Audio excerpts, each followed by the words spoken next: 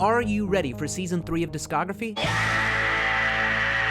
We're jumping into the deep end of The Who.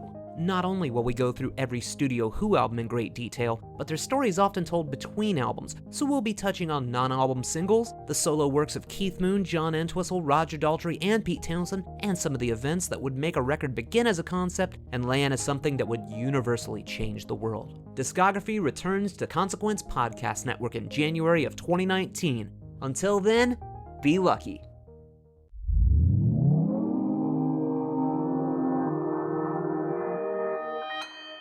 Consequence Podcast Network.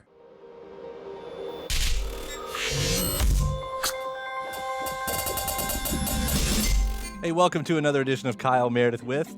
It's an audio interview series presented by WFPK Independent Louisville at WFPK.org, Consequence of Sound, and the Consequence Podcast Network.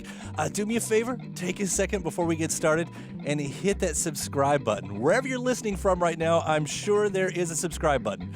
That counts for Apple Podcasts, Acast, Podchaser, iTunes, Spotify, or YouTube. You can hit subscribe in any of those places. I put out multiple interviews every single week and would love to keep you up to date on all of them. I'm Kyle Meredith. My guest today is Juliana Hatfield. This is like our third interview in 3 years. This time we're talking about her newest record. It's called Weird. And as we'll talk about, it's a bit of a love letter to the four walls around her, and she'll explain a little bit about what that means, as well as breaking down some of the songs like All Right Yeah and Broken Doll, which gets into self-image. She'll also tell me about the time that she recently met Liz Phair for the first time, and if you know the history of the two artists, that's really surprising. There's a really interesting story behind that as well. And then we'll roll back the clock 25 years to talk a little bit about her inclusions on the soundtracks to Reality Bites and My So-Called Life. It's Kyle Meredith with Juliana Hatfield. Hi, Kyle. Before I get too deep into this, this is our third time talking in 3 years.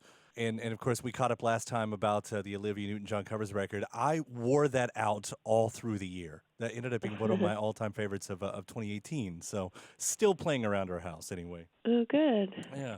Otherwise, I mean, does this seem like you've been busier than usual, or is it just because there was a covers record thrown in that sort of gives it that perception? It's funny, I still feel like I'm kind of lazy. I feel like, I completed the new album, Weird. I completed it, I don't know when, like a couple of months ago or something, and I haven't written a song since then, so I feel like, why haven't I written another album yet? I think I'm always really pretty prolific, at least compared to what other songwriters say they are like. So yeah, I don't feel like I've been more busy than usual, because usually I'm working on something, even if it's something that is never released. Yeah. I don't know if I answered your question at all. No, my brain is only at sort of like half capacity working right now. You did, because once you said that, it sort of dawned on me. I mean, I think I remember reading at some point down the line, I mean, you've released like well over 20 records, and especially well over 20 records when you count the collaborations and everything else. So that's yeah, I like to keep busy. I feel like this is my work, and people with jobs that are not in the arts, they don't get to take months off. Why should I get to take months off? Right. I feel like I should always be working, even if it's just writing or practicing my instruments. I like to keep doing my work, even if it's behind the scenes, because that's what I do. It's my work. Well, as a fellow obsessive, I completely respect that. And as a fan, it just means I get more music all the time, so I'm completely happy with that. Yeah, and also I have the freedom to be able to release 2 records in a year, because Joe at American Laundromat Records is very amenable to my fast pace of putting out, what's that word, spewing out records. I can spew it out, and he can get it. He can turn them around really fast, which I like. Well, with Weird then, let's get into the new record here, because I don't know, if songwriting, it's usually a reflection of the writer, at least in some way. I mean, even if you're doing a character study, but it seems like it, and I'll see if I'm on the right track here. It does seem like you're taking a more direct look than usual. And I'll back up to the Pussycat record, which had you kind of going back to your childhood in certain parts. And it almost feels like this record is like how you came to be who you are. Like this is, I don't know, is that close? I think it is. It's really being honest about who I am, and I guess it's just the idea is that maybe I'm finally accepting who I am and I'm not fighting it so much. And whereas a lot of my earlier music is about me fighting who I am and pushing against my instincts, and now I'm kind of just accepting it, I think. I mean, it also sounds like the album is a bit of a love letter in a skewed sort of way, a love letter to four walls, I guess. Yeah, yeah, and my original concept was that I was going to make an album. You know how there are a lot of rock songs about freedom, like Free Bird, literally, I'm Free Bird, and You Can't Tie Me Down, Baby, and I'm gonna all those songs about just like traveling in Rome, Mm-hmm. all those songs. But I wanted this album originally, it was going to be the opposite of that, and it was about the comfort of being the comfort of living in a very small radius of a few blocks, like living in a small apartment and venturing out only to ever travel the same few block radius, and how that doesn't have to be a bad thing, but I wanted to explore the wonders of that kind of isolation and the freedom of it, actually, because it's like you hear people talk about freedom, and when your choices are limited, that is kind of freedom, because you have to come up with clever ways of working within confines. And having too many choices, it can be overwhelming. I mean, it's an album that's specifically personal, but completely relatable. Like, I get every bit of that. Well, I think it's probably relatable to some people, but some people might not find it so relatable. I mean, there are people who might not understand the joys of solitude. And, oftentimes I more and more I make the choice to be alone when I don't have to be. And I'm sure there's lots of people who wouldn't understand that, making the choice to be alone rather than the alternative. I mean, I'm married, so that part doesn't exactly relate to me. But at the same time, I choose to do 99% of my interviews over the phone because of something version of that, Yeah. Yeah. I have a thing about I don't know how you could diagnose this thing that I have. It's like some kind of, it's like it's like I can almost only use one sense at a time, and it's like when I'm in the studio and I'm listening back to something I've recorded, I find myself involuntarily putting a hand over my eyes because I can hear better when my eyes are blocked. So it's like that with any kind of social interaction. I find it distracting. It distracts me from a conversation if I'm looking at someone's face. It can really be discombobulating. So in that way, I totally understand you're wanting to do interviews over the phone, because right now I'm just utilizing my hearing sense. A second ago, you're talking about it sort of, coming to peace with yourself and this type of freedom. Did you find, I don't know which direction it came from, like, did the album help you realize that, or did you realize that and say, I would like to write about that? Oh, that's a good question. Maybe it was both. I don't know. I think it's just a process, getting comfortable with, as someone who came from a kind of a dysfunctional background and struggled a lot with emotional problems. I think that it's just the process of becoming comfortable with what and who I am. It's taken me a long time to get to the place where I can accept who I am with all of my quirks and my emotional disabilities. That's what I call them. I mean, everyone has them. I assume. Yeah, it's hard because there's just a lot of. It's hard to accept certain things about oneself. But once you do, if you can accept them, it can make life a lot better. And I'm finding that life just is getting better because I'm not fighting against who I am so much. If not everybody can relate to the lyrics, I do believe that, well, at least I could say for the folks who can't relate to the lyrics, they can at least relate to the music on here because, I do want to compliment you on that side as well. Like, I'm drawn to All Right, Yeah. That's one of my favorites instantly off of it. It feels like it's an anthem for people who aren't very anthemic themselves. Yeah, I mean, it's a really simple song. The origins of it was about a heat wave. It was really hot last summer and humid here in Boston, and I was miserable. I don't like the summer to begin with, but when it gets really humid and hot, it makes me insane. it was agonizing. And so I was trying, while I was waiting out this heat wave, waiting for it to break and let up, I was working on the song, and I was trying to make something good out of it, like trying to be positive, thinking like this wave is going to break. I'm just, I'm going to dance around. I'm sweating. I'm just I'm dealing with it. So, yeah. But I'll flip that. The opposite side of that is a track like Broken Doll, which, that does seem like the anthem for any of us, for all of us, because, God knows what we all think when we, look into a mirror or you take a second to evaluate ourselves. I don't think there's a person on the planet other than a few extremely narcissistic people, who don't think those things. As a woman whose image has been captured a lot in photographs and videos, I have had to grapple with the issue of image. What am I projecting? What are people picking up from these images that I put out? And I've always been really conflicted about image. I never really knew what I wanted to present to people. I just wanted to be myself, and I wanted to be simple and honest, but it never really came across the way I wanted it to. And so I think about other people in the public eye and the images, women, and the images they project, and the way a lot of them present their sort of most groomed selves, and they get all dolled up, and lots of paint and hairspray. And I was just kind of thinking about that stuff, and then I was comparing myself to that. I feel like I'm not a Barbie doll. I don't look perfect like a Barbie doll. I'm a broken doll.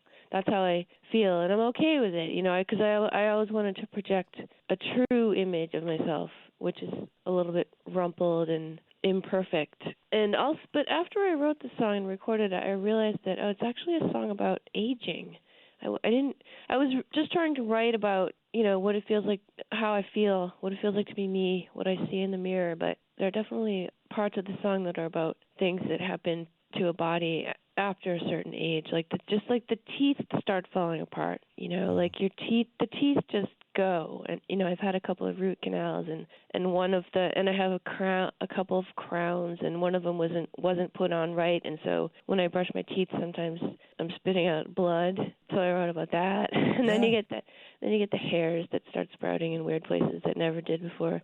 Is this too real? Is this too much information? Can the people handle this? Yeah, the nice thing about this is not the type of lyrics that, 3/4 of songwriters will dare write about. One, because they're just too young, and for a lot of folks, they give up the dream by a certain point, so they never make it to the point where they can write about this, at least in with a public platform or whatever. So I think it's really great, and in a sense, and I don't want to paint too big of a brush here, but I think it's important that you're writing about this too. My whole songwriting career has been about just writing about the truth as I see it, and so I'm going to continue to write about my truth. And I think getting to a different age, getting into a different age group, that opens up a whole realm of subject matter. Like the older I get, the more things I will experience that I did not experience when I was younger. So for me, that's just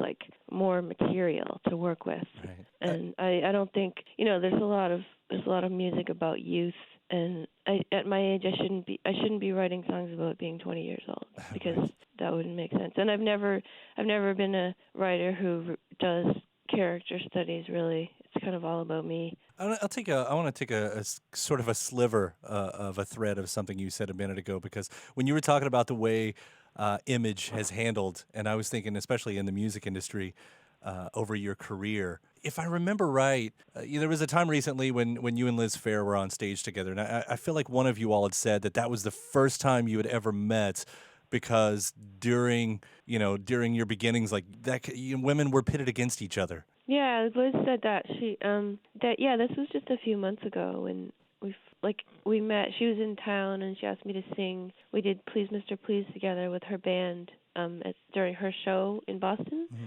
And I just couldn't believe that we had never met before, because we're the same age, we came up in the same scene, and we know a lot of the same people and have worked with a lot of the same people, and it was just kind of baffling that we had never met. But it's true that, that happened. I have a vague memory of the Primitives, they were I remember hearing like I was in, like we couldn't. There was some show that I was maybe going to play on the bill with the Primitives, but they didn't.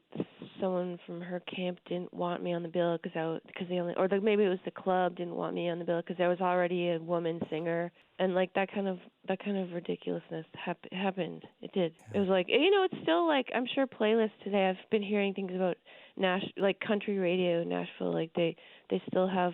I think they probably maybe still have quotas, like you can only play a certain number of female artists in an hour. Like it's total bullshit. I think people I don't know where they come up with these strategies, because I think people just want to hear good music. No, I can speak for that. It's just sexist, I think. Oh, exactly. Absolutely. I mean, I'm very lucky to work at the type of radio station that I work at. We're a non-commercial public radio station, technically AAA to get in the weeds of that one. But when I came in, which was over a decade ago, there were still rules in place from the folks who used to run the music here, where you couldn't play more than 2 or 3 women in a row, and I didn't understand that because I don't know. It's because exactly everything you're saying is just stupid. I know, like who came up with those? I don't know. Rules? Was it market research or something? No, it was just sexist men. That's all it was. Because I instantly got rid of that rule, and now we can play 3 hours of women if you want, or a whole day, and no one has ever called. Never have they ever called to say, "Oh man, that's just too many." No, and our ratings have only gone up every single year. So yeah, it's just sexism. It's silly. It's ridiculous, and it still lingers. That stuff is still happening. Well, see, on the positive side, not of that, but on the positive side of I think if you and Liz, having music out as you do these days, there is that whole new group of artists who are calling both of you as, some of their main influences. And we play a lot of them, and you can hear it. And it's just it's really cool to kind of hear that all come back around. And, these young artists, I say using that sound like they're stealing it in any way, but definitely, waving that flag, I guess. Yeah, people have been saying that to me. I don't listen to a lot of music lately, but there's definitely things I want to check out. People have been telling me they're hearing me as an influence, and I guess I don't listen to enough music. I really should get better at that. I don't think it's affected your songwriting, at least, and I say that again as a fan. So there's that. Well, I think maybe I'm just trying to stay pure when I'm writing. I don't want to be influenced by anything. I've written songs before, and I have these once in a while, and in the middle of a night, I'll wake up and I'll think, oh my God, did I hear that somewhere in my childhood? Did that melody come from something I heard before?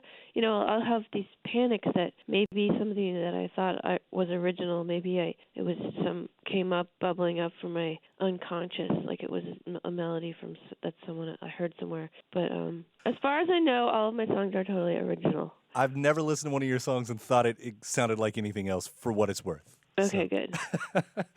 I hinted at the past right there. I do want to ask one question, and it's just because I end a lot of my interviews, talking about big round anniversaries. I'm a sort of fan of that.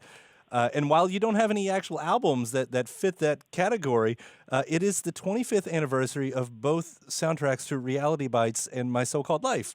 Two of the most 90s soundtracks of all time, which you happen to be a part of both of. Oh, wow. I got a gold record for the Reality Bites soundtrack. I mean, it went gold at some point, and I badgered my manager. I'm like, hey, why don't I get one of those? I'm on that soundtrack. Get me a gold record, damn it.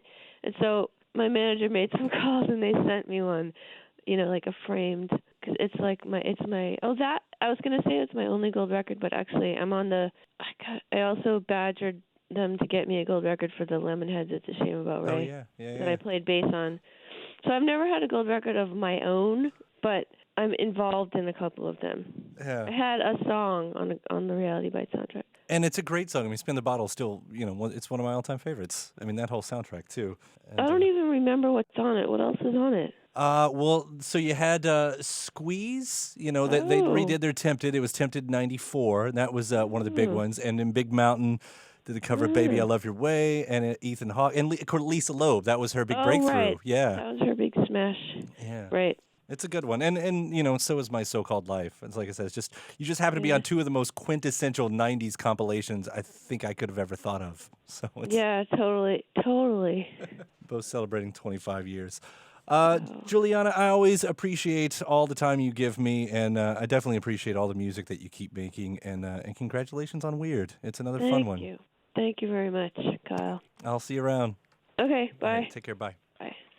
And a big thanks to Juliana Hatfield. The new record is called Weird. And hey, if you haven't taken that moment to hit the subscribe button wherever you're listening from right now, please do. You can do so on iTunes, Spotify, Apple Podcasts, and YouTube. Basically, again, wherever you're listening from right now, just go ahead and hit that subscribe button right now. After that, you can head over to WFPK.org. That's where I do a show every Monday through Thursday from noon to 3 Eastern. You can also find some bonus episodes of this series over there. You can also find me at Twitter at Kyle Meredith, Facebook/Kyle Meredith. That does it for this episode. I'm Kyle Meredith. I'll see you next time.